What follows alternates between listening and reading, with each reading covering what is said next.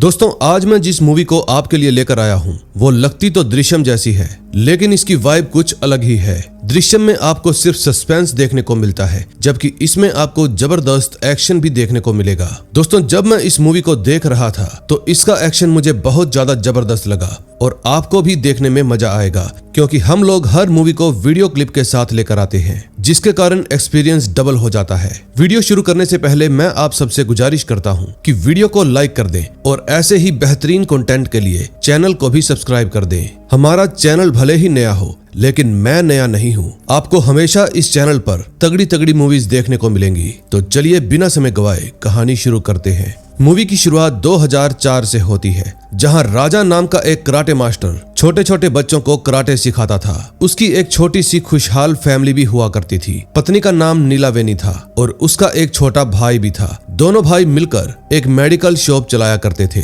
और राजा राम की एक छोटी सी बेटी भी थी, जिसका नाम था नीला। एक दिन नीला रोते हुए अपनी मम्मी के पास आती है और बताती है कि पड़ोस के रोहन ने मुझे मारा। तभी राजा राम पूछता है कि तुम में से गलती किसकी थी। नीला बताती है कि गलती भी उसी की थी। फिर राजा राम कहता है कि तुम्हारे पास भी तो हाथ हैं, तुम्हें उन्हें यूज करना चाहिए था। और फिर वो नीला को कहता है कि जाकर उसको सबक सिखा कर आओ। फिर नीला बड़े ही तमतमाते हुए उस लड़के के पास जाती है और उसको एक जोरदार पंच भी मारती है, लेकिन वो पंच इतना ज्यादा कमजोर था कि उस लड़के को कुछ भी नहीं होता। उल्टा वो लड़का नीला को दोबारा से एक लात मारकर जमीन पर गिरा देता है। फिर नीला दोबारा से रोते हुए अपने पिता के पास आती है और कहती है, पापा मुझे भी कराटे सीखने हैं, मैं उस रोहन को सबक सिखाऊंगी। फिर नीला भी उन सभी बच्चों के साथ कराटे सीखने लगती है, जिसके कुछ दिनों बाद जब वो कराटों में निपुण हो जाती है तो वो दोबारा से उस लड़के के पास जाती है, लेकिन इस बार वो उसको दे दनादन पंच मारते हुए धूल चटा देती है। ये देखकर बाकी के लड़के भी हैरान हो जाते हैं। फिर उस लड़के की मां नीला की मां के पास शिकायत लेकर आती है कि देखो तुम्हारी बेटी ने मेरे बच्चे को कितना मारा। फिर नीलावेनी उनसे इस बात की माफी मांगती है और नीला को समझाती है कि जिस दिन तुम्हारा मैच होगा उसी दिन लड़ना, ऐसे ही हर किसी को मारती मत फिरो। जब मैच में लड़ोगी तो कोई भी तुम्हारी शिकायत लेकर नहीं आएगा। फिर नीला भी उनसे वादा करती है। फिर नेक्स्ट डे वो महिला दोबारा से नीलावेनी के घर पर आती है और बताती है कि तुम्हारी बेटी ने दोबारा से मेरे बेटे को खूब मारा और धमकी देकर गई है कि अगर मैं तुम्हारे पास शिकायत करने के लिए आऊंगी तो वो फिर से मेरे बेटे को पीटेगी। ये सब देखकर नीलावेनी नीला के ऊपर काफी ज्यादा गुस्सा हो जाती है, लेकिन बार बार राजा राम बीच में आकर उसको बचा लेते हैं। अब नीला कई सारी प्रतियोगिताओं में भाग लेती है, लेकिन एक प्रतियोगिता वो हार जाती है और इस बात का उसको काफी ज्यादा दुख भी होता है। तभी उसके पिताजी उसको काफी समझाते हैं कि मैच में अक्सर हार और जीत होती रहती है। फिर वो अपने बारे में बताते हैं कि मैंने भी आज तक 34 टूर्नामेंट में भाग लिया है, जिनमें से मैं सिर्फ एक ही हारा हूँ और तुम भी आगे चलकर कोई टूर्नामेंट नहीं हारोगी, बस तुम्हें दिल लगाकर प्रैक्टिस करनी होगी। फिर नीला अपने पिता की बात मानकर और भी कड़ी प्रैक्टिस करना शुरू कर देती है और अगले ही मैच में वो अपने ओपोनेंट को हरा देती है। फिर एक दिन नीला अपने चाचा से पूछती है कि आखिर मेरे पापा ने कराटे किससे सीखे।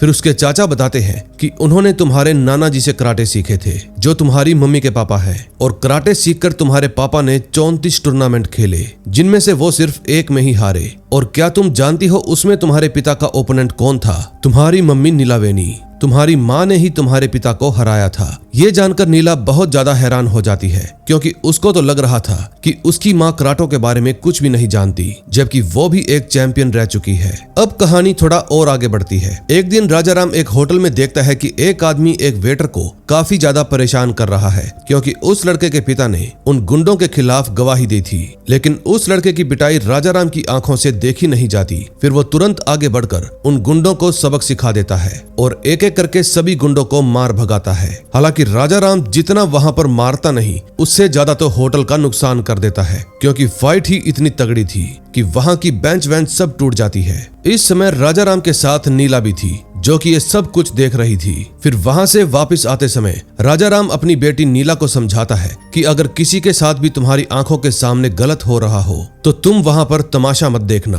अगर तुम्हारे अंदर हिम्मत है तो उस आदमी की ढाल बनकर उसके सामने खड़ी हो जाना। अगले सीन में हम एक बुढ़िया को बस में देखते हैं, जो कि एक नेता के पास फोन करके उससे हेल्प की गुहार लगाती है। दरअसल दादी ने पैसे जोड़ जोड़ कर एक एक जमीन खरीदी थी, लेकिन एक गुंडा अब उस पर कब्जा करके बैठ चुका है और उसको मारने की धमकी दे रहा है। नेताजी बताते हैं कि मैं इस मामले में कोई भी हेल्प नहीं कर सकता, लेकिन अगले ही पल हम उस नेता का अलग ही चेहरा देखते हैं। वो खुद उस जमीन में कमीशन खा रहा था और दादी के सामने दावा कर रहा था कि मैं कोई भी हेल्प नहीं कर सकता। इस समय दादी के सामने वाली सीट पर नीला बैठी हुई थी, जो कि समय के साथ साथ अब काफी बड़ी हो चुकी है। फिर जब दादी उस गुंडे के पास अपनी जमीन के कागजात लेकर जाती है तो नीला भी वहां पर पहुंच जाती है और एक एक करके वहां पर मौजूद हर गुंडे की हड्डी पसली तोड़ देती है। यहाँ एक्शन इतना जबरदस्त था कि आप चाहकर भी नजर नहीं हटा पाओगे। फिर गुंडों को काफी ज्यादा मारने के बाद नीला उस गुंडे को समझाती है कि तुम आगे से कभी भी ऐसा काम मत करना, वरना अंजाम बुरा होगा। तभी दादी नीला से पूछती है कि क्या तुम मुझे जानती हो, लेकिन नीला इस बात का कोई भी जवाब नहीं देती।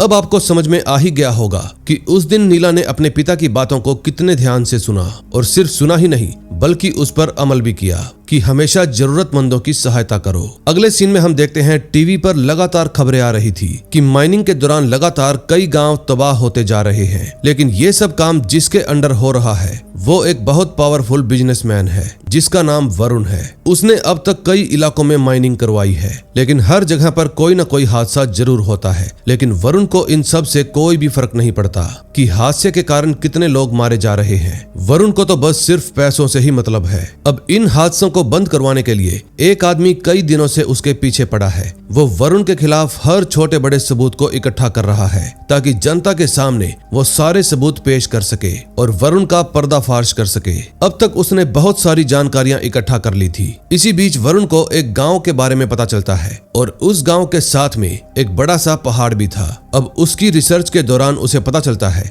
कि उस पहाड़ के नीचे उन सबको बहुत सारे कीमती मेटल्स मिलेंगे जिनकी कीमत अरबों में है। लेकिन समस्या ये थी कि उन सभी को वो पहाड़ 1500 फीट नीचे तक खोदना होगा जहां पर वो अमूल्य खनिज मौजूद है। लेकिन वो लोग इस काम को लीगल तरीके से नहीं कर सकते, क्योंकि जैसे ही 1500 फीट नीचे तक ड्रिल की जाएगी वैसे ही वो पहाड़ टूटकर गिर जाएगा और उसके आसपास की पूरी बस्ती मलबे में दब जाएगी और वहां पर रहने वाले 1300 लोग मारे जाएंगे। इसी दौरान वरुण को उस पत्रकार के बारे में भी पता चलता है जो कि उसके बारे में जानकारियां इकट्ठा कर रहा है। अब ये उसके साथ क्या करेगा ये हम आगे देखेंगे। दूसरी तरफ नीला की लाइफ भी अब पहले से काफी परफेक्ट हो चुकी थी और अब वो एक कॉल सेंटर में भी नौकरी करने लगी है। अब वो दिन भर ऑफिस में काम किया करती थी और काम से अगर थोड़ी सी भी फुर्सत मिल जाती तो वो बच्चों को कराटे भी सिखाया करती थी और फिर वो बचे हुए समय में अपने चाचा के साथ मेडिकल स्टोर में भी काम करती थी। राजा राम के कराटे स्कूल में लगातार बच्चों की संख्या बढ़ती जा रही थी और इसी वजह से राजा राम नया शौचालय बनवाने के लिए अपने घर के पीछे एक बड़ा सा गड्ढा खुदवा देता है। मैं गड्ढे के बारे में इसलिए बता रहा हूँ क्योंकि आगे चलकर कहानी में यही गड्ढा फिर से नजर आएगा। अगले सीन में हम एक जेल से छूटे हुए अपराधी को देखते हैं जिसका नाम टोबी था। घर जाने के बाद वो अपने घर में खाना खा रहा था, लेकिन उसकी पत्नी बार बार उसको ताने दे रही थी क्योंकि उसने अभी तक मकान मालिक का किराया नहीं दिया और वो हर रोज आकर बाहर गाली गलौज करता है और उसकी पत्नी को मजबूरन ये सब सुनना पड़ता है। फिर वो टोबी को घर से भगा देती है कि जाकर पैसे कमा कर ला। अब गुस्से में टोबी घर से बाहर निकल जाता है और अपने दोस्त को फोन करता है ताकि वो एक बड़े गैंग में शामिल हो सके। उसका दोस्त बताता है कि मैं जल्दी ही तुम्हारे बारे में अपने बॉस से बात करूंगा। तभी हम दोबारा से नीला के ऑफिस का सीन देखते हैं जहां पर नीला का जो मैनेजर था वो नीला के सिस्टम को अपनी खिड़की के सामने लगवा देता है ताकि वो बार बार नीला को देख सके। ये बात नीला को बिल्कुल भी पसंद नहीं आती। दूसरी तरफ वरुण उस पहाड़ वाले प्रोजेक्ट के पीछे हाथ धोकर पड़ गया था। वो इस प्रोजेक्ट के बारे में मंत्री से भी बात करता है, लेकिन मंत्री को भी इन सब चीजों में खतरा नजर आ रहा था। फिर मंत्री उसको कहते हैं कि मैं तुम्हें सिर्फ 300 फीट खुदाई करने की परमिशन दे सकता हूँ, जिसके बाद तुम जितनी भी चाहो खुदाई कर सकते हो। इससे मैं भी बच जाऊंगा और तुम्हारे ऊपर भी कोई आंच नहीं आएगी। अगर पहाड़ नीचे गिरा तो हम इसे प्राकृतिक आपदा बताकर संभाल लेंगे, लेकिन बदले में मुझे 1000 करोड़ रुपए चाहिए। अब 1000 करोड़ रुपयों को मंत्री तक ट्रांसफर करना कोई आम बात नहीं थी। इसी वजह से वरुण एक भरोसेमंद आदमी अब्राहिम को कॉल करता है जिसने की पैसों की तस्करी में PhD कर रखी है। वरुण इब्राहिम को सारी बात बता देता है, जिसके बाद वो शहर के एक दूसरे गुंडे कृपाकरण से बात करता है। वो कृपाकरण को बताता है कि उस पत्रकार कार्तिक को कुछ भी करके खत्म कर दो, नहीं तो वो हमारा सारा भंडा फोड़ देगा। फिर कृपाकरण तुरंत अपने भाई शिवा को बुलाता है और उस कार्तिक को जल्दी से जल्दी निपटाने के लिए कहता है। फिर शिवा भी अपना हथियार रेडी करके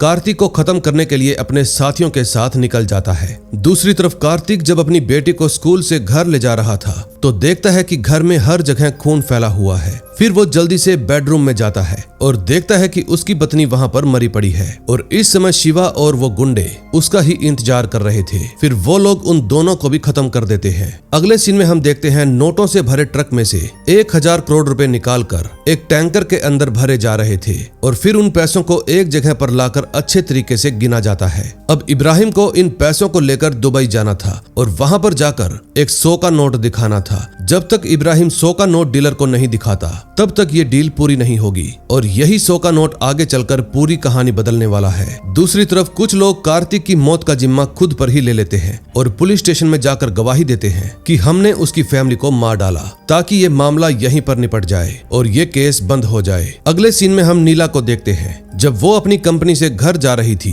तो उसका मैनेजर भी उसके साथ कैब में बैठ जाता है। फिर रास्ते में वो नीला से प्रमोशन की बातें करने लगता है और उसके साथ बदतमीजी करने की भी कोशिश करता है, लेकिन नीला तो गाड़ी को साइड में लगवाती है और अपने मैनेजर को पूरा खर्चा पानी दे डालती है। फिर वो उसको लात मार मार कर गाड़ी से नीचे उतार देती है। अगले दिन जब नीला अपने ऑफिस पहुंचती है तो वहां पर उसको एक अलग ही माहौल मिलता है जहां हर कोई नीला को धन्यवाद बोल रहा था। अगले सीन में हम एक इंस्पेक्टर को देखते हैं जो कि सड़क पर गाड़ियों की जांच कर रहा था। तभी वो एक लड़के को पकड़ लेता है, लेकिन वो लड़का उसको बार बार छोड़ने के लिए रिक्वेस्ट करता है। इंस्पेक्टर को भी उसके ऊपर दया आ जाती है और वो उस लड़के को छोड़ देता है। फिर वो लड़का जैसे ही अपनी स्कूटी लेकर वहां से निकलता है तो वो गलती से इब्राहिम की गाड़ी के सामने आ जाता है, लेकिन इब्राहिम अपनी गाड़ी मोड़ लेता है जिसके कारण उसका एक्सीडेंट हो जाता है। फिर जैसे ही पुलिस वाले ये सब कुछ देखते हैं तो वो तुरंत ही इब्राहिम को हॉस्पिटल पहुंचा देते हैं। अब वरुण को भी ये खबर मिल जाती है कि इब्राहिम इस समय घायल अवस्था में हॉस्पिटल में भर्ती है।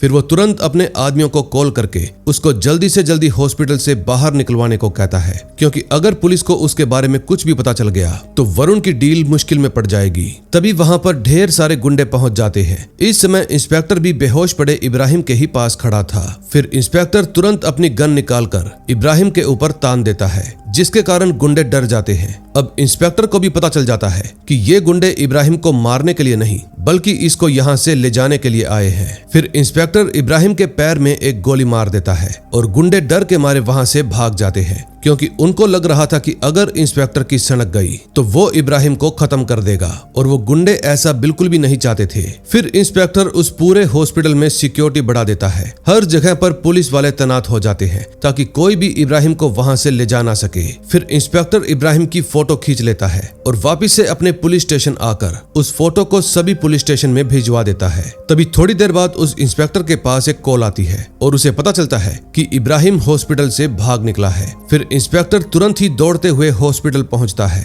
लेकिन वहां का माहौल देखकर इंस्पेक्टर बहुत ज्यादा डर जाता है। हर जगह पर लाशें बिखरी पड़ी थी, क्योंकि इब्राहिम ने एक एक करके सभी को बड़ी ही बेरहमी से मार डाला था।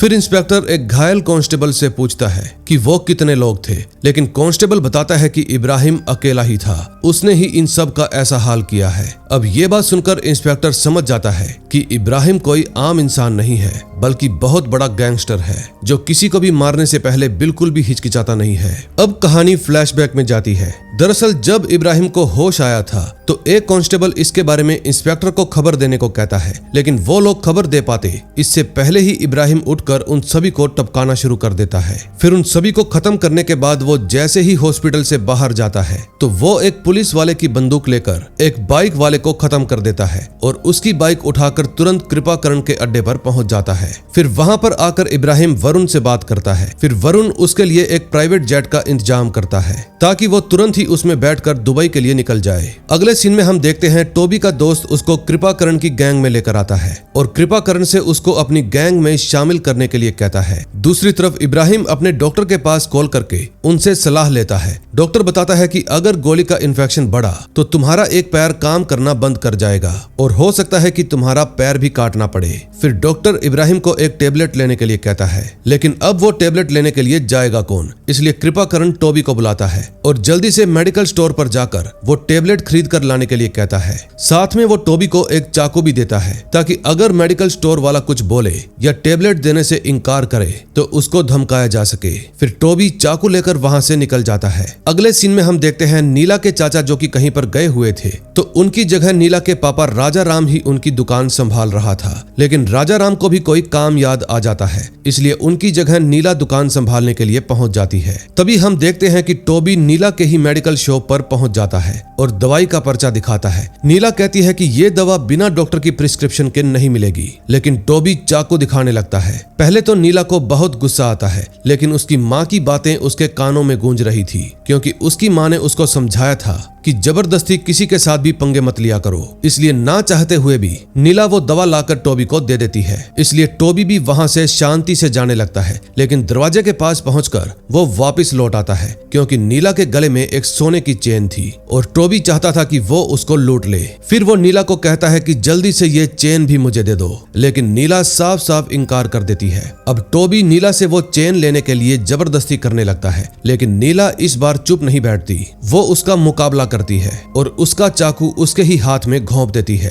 थोड़ी ही देर में वो टोबी को चारों खाने चित कर देती है। अब उसकी ये बहादुरी देखकर आसपास के पड़ोस के लोग इकट्ठा हो जाते हैं और वहां पर पुलिस को भी बुला लेते हैं। पुलिस आती है और टोबी को गिरफ्तार कर ले जाती है। जाते जाते पुलिस वाले नीला से रिपोर्ट दर्ज करवाने को कहते हैं और टोबी ये बात सुन लेता है। जब टोबी को पुलिस स्टेशन ले जाया जाता है तो वो देखता है कि इंस्पेक्टर इब्राहिम को ही ढूंढने की तैयारी कर रहा है। उसने हर एक चेक पोस्ट पर पुलिस तैनात कर रखी है ताकि इब्राहिम कहीं भी भागकर ना जा सके। तभी टोबी चुपके से एक पुलिस वाले का फोन ले लेता है जो कि चार्जिंग में ही लगा हुआ था और बाथरूम में जाकर अपने दोस्त के पास फोन कर देता है। फिर उसका दोस्त उसकी बात कृपाकरण से करवाता है। टोबी उसको सब कुछ बता देता है कि मैं मेडिकल स्टोर पर गया था, लेकिन वहां पर मेरी नीयत बिगड़ गई। जब मैंने उस लड़की की चेन चोरी करनी चाहिए तो लोगों ने मुझे पकड़ लिया और सीधा पुलिस स्टेशन भेज दिया। फिर वो ये भी कहता है कि अभी तक मैंने किसी को भी कुछ नहीं बताया है। ये बात सुनकर कृपाकरण घबरा जाता है, क्योंकि अगर टोबी ने अपना मुंह खोल दिया तो उनका सारा प्लान बर्बाद हो जाएगा।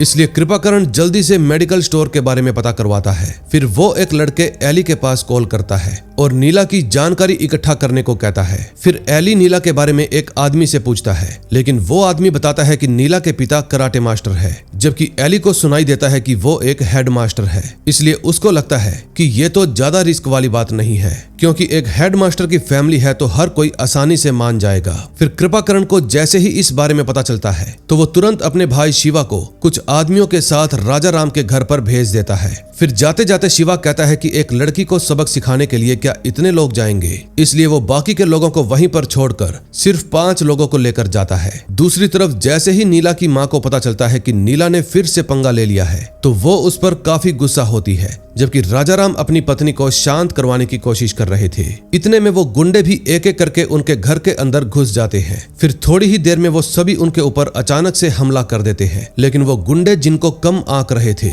वो कोई आम फैमिली नहीं थी, बल्कि यहाँ पर तो हर कोई कराटे मास्टर था। तभी नीला और राजाराम अपनी जबरदस्त फाइट करके गुंडों का मुकाबला करते हैं। आज नीला पहली बार अपनी माँ को भी फाइट करते हुए देखती है, वो भी एकदम झकास। जैसे नीला खुद फाइट किया करती थी बिल्कुल वैसे ही उसकी माँ भी फाइट कर रही थी। अब वो तीनों एक एक करके सभी को धूल चटा देते हैं, लेकिन नीला की माँ के हाथों से एक गुंडे की मौत हो जाती है, जिसके कारण वो काफी ज्यादा डर जाती है, जबकि बाकी के जो गुंडे थे वो आसपास छिप जाते हैं। फिर वो तीनों फैसला करते हैं कि अब एक आदमी मारा जा चुका है, अगर पुलिस स्टेशन गए तो वो लोग उल्टा हमें ही फंसा देंगे। इसलिए वो लोग ये बात तय करते हैं कि जितने भी गुंडे यहाँ पर आए थे हम सभी को खत्म कर देंगे, ताकि यहाँ पर हुई फाइट के सारे सबूत मिट जाएं। ये बात सुनकर शिवा की रूह कांप जाती है। तभी नीला की माँ खिड़की दरवाजे बंद करके टीवी की आवाज को फुल कर देती है, ताकि उनके पड़ोसियों को कुछ भी आवाज सुनाई ना दे। फिर क्या था, एक एक करके वो सभी गुंडों को खत्म कर देते हैं। दूसरी तरफ इब्राहिम के साथ एक बहुत बड़ी गड़बड़ी हो गई थी। दरअसल उसने अपना पर्स खो दिया था, जिसमें वो 100 का नोट रखा था और वो 100 का नोट 1000 करोड़ रुपए की चाबी थी। लेकिन काफी ढूंढने के बाद भी इब्राहिम का पर्स नहीं मिलता। दरअसल उसने गलती से शिवा का पर्स अपने पास रख लिया और उसका पर्स शिवा के पास चला गया और इस समय वो पर्स शिवा के पास है, यानी वो 100 का नोट भी शिवा के ही पर्स में है। अब ये बात जानने के बाद इब्राहिम बहुत ज्यादा परेशान हो जाता है। दूसरी तरफ उन तीनों ने उन सभी गुंडों को ठिकाने लगा दिया था और फिर वो उनकी लाशों को घसीटते हुए उस गड्ढे में ले जाकर फेंक देते हैं जो कि राजा राम ने शौचालय बनवाने के लिए खुदवाया था। दूसरी तरफ कृपाकरण भी काफी ज्यादा हैरान था क्योंकि उसके भेजे हुए आदमी अभी तक वापस नहीं आए थे और ना ही उसका भाई। फोन करने के बाद भी कोई जवाब नहीं मिलता। फिर कृपाकरण खुद बाहर निकलकर शिवा के साथ काम करने वाले कुछ गुंडों के पास जाता है ताकि उसके बारे में पता कर सके। इसी दौरान हम एक पुलिस वाले को देखते हैं। जब वो अपने ऑफिस में जाता है तो फैक्स मशीन में इब्राहिम की फोटो देखता है और उस फोटो को देखकर वो बहुत ज्यादा हैरान हो जाता है। दूसरी तरफ कृपाकरण दोबारा से एली के पास कॉल करता है और शिवा और उसके बाकी के साथियों के बारे में पूछताछ करने लगता है। एली तुरंत ही उनको ढूंढने के लिए घर की तरफ निकल जाता है, लेकिन रास्ते में ही उसको उनकी जीप दिखाई दे जाती है। फिर एली तुरंत उस जीप की जांच करता है और देखता है कि जीप का टायर पंचर था। ये सब देखने के बाद एली मास्टर के घर की तरफ जाने लगता है और वहां पर जाकर देखता है कि टीवी पर मस्त गाना चल रहा था। एली को लगता है कि ये फैमिली तो बिल्कुल नॉर्मल है, यानी कि शिवा अभी तक यहाँ पर पहुंचा ही नहीं। जरूर उसको रास्ते में ही किसी ने किडनैप कर लिया होगा। फिर एली इसके बारे में तुरंत कृपाकरण को बताता है। जैसे ही ये बात कृपाकरण को पता चलती है तो उसको लगता है कि पुलिस ने उसके भाई को उठा लिया होगा, क्योंकि जरूर टोबी ने उसके बारे में सारे राज खोल दिए होंगे और वैसे भी पुलिस उसके भाई शिवा को काफी दिनों से ढूंढ रही थी। तभी कृपाकरण एक आदमी के पास कॉल करता है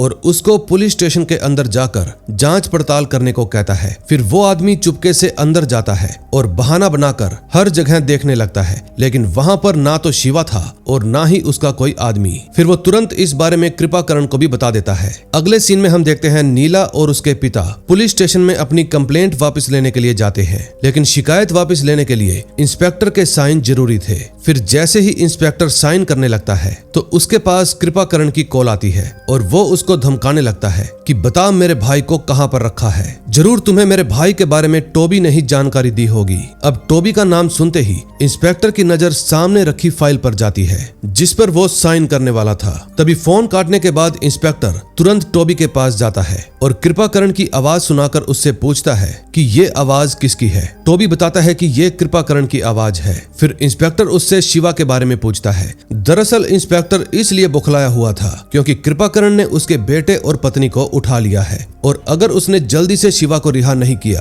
तो वो उसकी पत्नी और बेटे को मार डालेगा। फिर पुलिस वाले शिवा के नंबर की लोकेशन पता करते हैं। अब कहानी फ्लैशबैक में जाती है जिसमें हम देखते हैं कि नीला ने पहले ही उन सभी के फोन को एक नहर में फेंक दिया था। दूसरी तरफ वरुण को भी अभी तक इन सब तामझाम के बारे में पता ही नहीं था। वो इब्राहिम को कॉल करके कहता है कि मेरी आगे बात हो गई है, अब हमें वहां पर जाने की जरूरत नहीं। उनका ही एक आदमी 100 का नोट लेने के लिए आने वाला है, तुम वो 100 का नोट उसको दे देना, फिर आगे की डील वो आदमी खुद फाइनल कर देगा। इब्राहिम कहता है ठीक है। तभी कृपाकरण इब्राहिम के पास आता है और सुझाव देता है कि तुम वरुण को सब कुछ सच सच बता दो। लेकिन इब्राहिम कृपाकरण को एक बात याद दिलाता है कि अगर मैंने ऐसा किया तो वरुण को लगेगा कि हम लोग लालच में आकर ऐसा कर रहे हैं, इसलिए वो हमारी जिंदगी बर्बाद कर देगा। अगले सीन में हम देखते हैं इंस्पेक्टर के पास नासिक से एक पुलिस वाले का फोन आता है जिसने इब्राहिम की फोटो देखी थी। वो इंस्पेक्टर को बताता है कि इब्राहिम कोई आम खिलाड़ी नहीं है, बल्कि वो एक वांटेड क्रिमिनल है जो कि सिर्फ अपने काम के लिए ही बाहर निकलता है। बाकी के समय वो कहां पर रहता है और क्या क्या करता है इसके बारे में आज तक किसी को भी पता नहीं चला। इधर इब्राहिम भी अब शांत बैठने वालों में से नहीं था। वो गाड़ी की चाबी लेकर निकल जाता है क्योंकि उसको वो 100 का नोट किसी भी हालत में चाहिए था। फिर जाते जाते वो कृपाकरण से कहता है कि तुम जल्दी से अपने भाई को ढूंढो। फिर कृपाकरण उसको कहता है कि तुम कुछ आदमी अपने साथ ले जाओ, लेकिन इब्राहिम जवाब देता है कि मैं अकेला ही काफी हूँ। फिर सबसे पहले इब्राहिम एक मेडिकल शॉप पर जाता है और वहां से अपनी दवाई लेता है। दवाई खाने के बाद वो मेडिकल स्टोर वाले का गला काट देता है और वहां से आगे बढ़ जाता है। दूसरी तरफ नीला और राजाराम दोनों घर वापस आकर सारी बात नीला वेनी को बताते हैं कि हमारी वजह से इंस्पेक्टर की फैमिली खतरे में है। फिर नीला वेनी कहती है कि ऐसे कैसे खतरे में है, अब हम उन्हें बचाएंगे क्योंकि ये सारी की सारी गलती हमारी वजह से हुई है। तभी राजाराम अपने एक स्टूडेंट को कॉल करता है जो कि पुलिस की टीम में था और फिर वो उससे मिलने के लिए घर से निकल जाता है। दूसरी तरफ इंस्पेक्टर को पता चलता है कि उसका एक कांस्टेबल गायब है। तभी हम उस कांस्टेबल को देखते हैं जो कि खून से लथपथ था और इब्राहिम के सामने बैठा हुआ था। कांस्टेबल सब कुछ सच सच बता देता है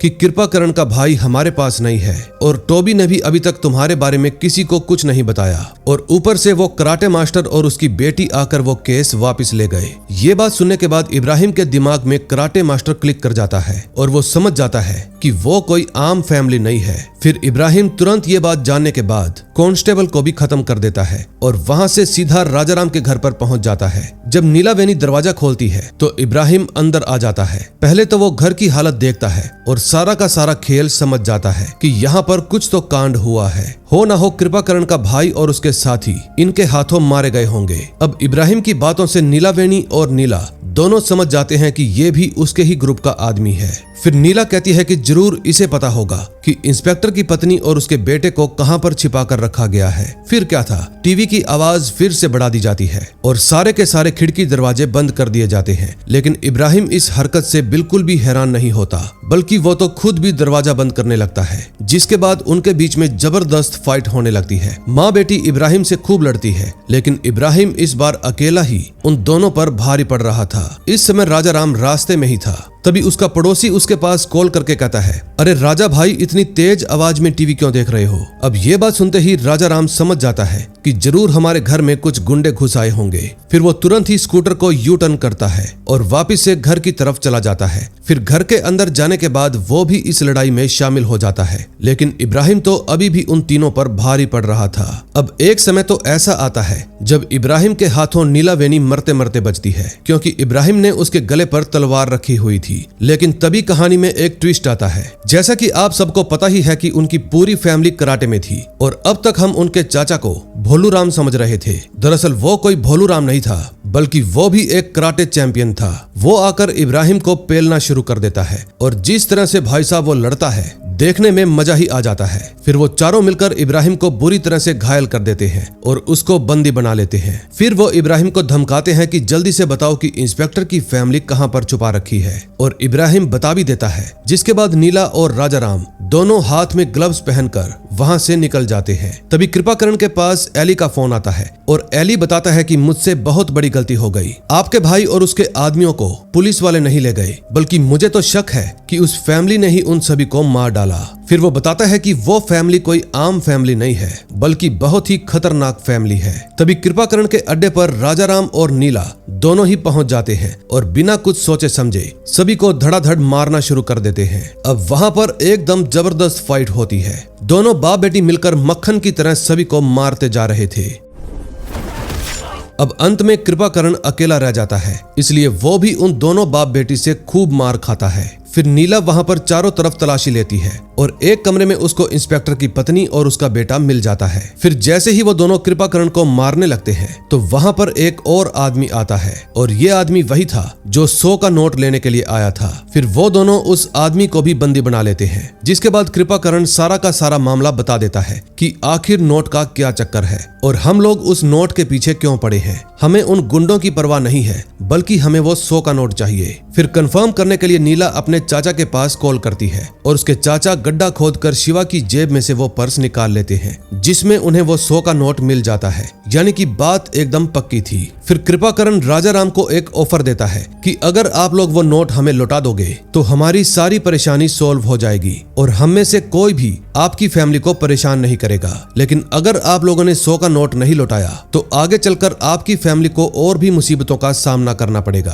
तभी राजाराम को याद आता है कि कैसे उसकी फैमिली परेशानी में पड़ गई थी और उनकी जान पर बनाई थी, इसलिए वो अपनी बेटी पर यह फैसला छोड़ देता है। अब नीला इस बारे में काफी देर सोचती है और समझ जाती है कि अगर उस पहाड़ में खुदाई हुई तो उसके साथ में बनी बस्ती पूरी की पूरी तबाह हो जाएगी और वहां पर रहने वाले सभी लोग मारे जाएंगे। इसलिए नीला वो नोट वापस लौटाने से मना कर देती है। फिर क्या था, राजाराम तुरंत ही उन दोनों को वहीं पर खत्म कर देता है। फिर नीला कृपाकरण का फोन लेकर दरवाजे के नीचे से इंस्पेक्टर की पत्नी की तरफ फेंक देती है, जिसके बाद इमरजेंसी पुलिस वहां पर आ जाती है और देखती है कि वहां पर हर तरफ गुंडे ही गुंडे मरे पड़े हैं। अब उन सबको ये बात समझ में नहीं आती कि आखिर इन सब को किसने टपकाया है। अब वरुण को भी इन सब के बारे में पता चल जाता है क्योंकि ये खबर टीवी पर आ रही थी। दूसरी तरफ मंत्री भी परेशान था क्योंकि अभी तक उसको 1000 करोड़ रुपए नहीं मिले थे। फिर मंत्री साफ साफ कह देता है कि जब तक मुझे पैसे नहीं मिलेंगे तब तक मैं ये काम शुरू नहीं करने दूंगा और हो सकता है कि मैं डील भी कैंसिल कर दूं।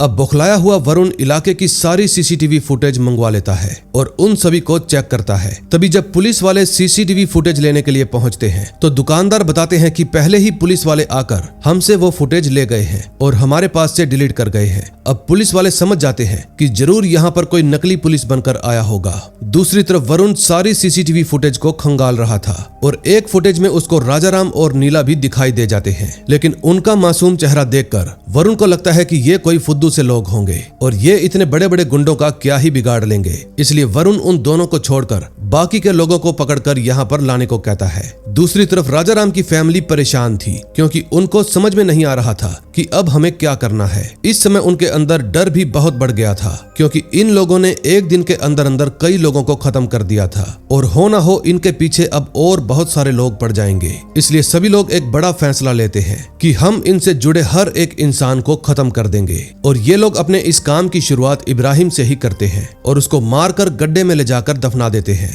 दूसरी तरफ वरुण भी उन सभी संदिग्धों को पकड़कर अपने पास बुलाता है और सभी को मार मार कर उनसे पूछताछ करता है, लेकिन उनमें से एक आदमी बताता है कि कृपाकरण के गोडाउन के पास से चिल्लाने की आवाजें आ रही थी। फिर वरुण के पूछने पर वो सीसीटीवी फुटेज की तरफ इशारा करता है जिसमें राजाराम और नीला दिखाई दे रहे थे। फिर वरुण के आदमी राजाराम के घर पहुंच जाते हैं जबकि राजाराम और नीला वहां से पहले ही वरुण के घर के लिए निकल चुके थे और इस समय घर के अंदर नीला बेनी और उसका देवर था जो कि पहले से ही इंतजार कर रहे थे कि कोई यहाँ पर आए और हम टीवी की आवाज तेज करें। अब एक तरफ तो ये देवर भाभी धमाल मचा रहे थे और दूसरी तरफ वरुण के घर में राजाराम और उसकी बेटी नीला धमाल मचा रहे थे। हालांकि वरुण उन दोनों पर भारी पड़ रहा था, लेकिन इस बार दोनों बाप बेटी अपने पूरे पोटेंशियल का यूज करते हैं और वरुण की खूब धुलाई करते हैं। फिर वरुण उनसे उनकी पहचान पूछता है। अब कहानी फ्लैशबैक में जाती है जिसमें नीला ने फैसला किया था कि वो इस डील को पूरी तरह से तबाह कर देगी।